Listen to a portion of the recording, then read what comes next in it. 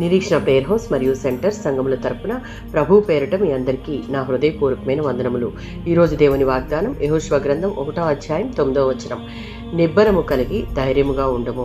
ద్వితీయోపదేశకాండం 31వ అధ్యాయం 6-7 వచనాలలో వృద్ధాప్యమందున్న మోషే యెహోషువను పిలిచి నిబ్బరము కలిగి ధైర్యముగా ఉండము.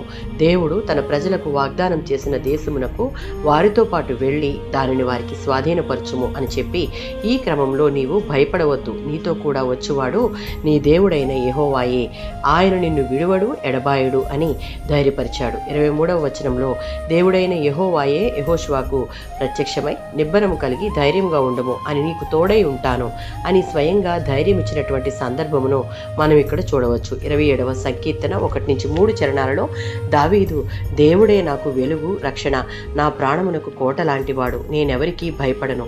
నా శత్రువులు నా పగవాళ్ళు నా మీద పడినప్పుడు, నాకు విరోధంగా సైన్యం దండెత్తి వచ్చినా నేను భయపడను. ఎందుకు అంటే దేవుడు తనకు తోడుగా ఉన్నందున నిబ్బరం కలిగి ధైర్యంగా ఉన్నాడు. విశ్వాసులు కూడా పూర్తిగా దేవుని మీద ఆధారపడితే దావీదు కలిగి ఉన్న ధైర్యమే మనము కలిగి ఉంటాం. 46వ సంకీర్తన 1-3 చరణాలలో దేవుడు ఎప్పుడూ తన ప్రజలకు సహాయకుడుగాను ఆదరణకర్తగా వారికి దగ్గరగా ఉండాలని కోరుతూ ఉంటాడు.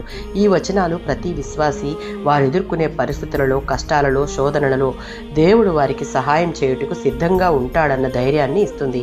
యెహోషువ దావీదు పొందుకున్న ధైర్యం మనం పొందుకోవాలి. అంటే ఏ సమయంలోనైనా సహాయం కొరకు హెబ్రీయులకు రాసిన పత్రిక 4:16లో ఉన్నట్లు దేవునికి మొరపెట్టాలి. ఏ పరిస్థితికైనా ఆయన చాలిన దేవుడు కనుక భయపడాల్సిన పని లేదు. ఆయన విడువక ఎడబాయక ధైర్యపరిచి చేయి పట్టి నడిపిస్తాడు. ఆమేన్.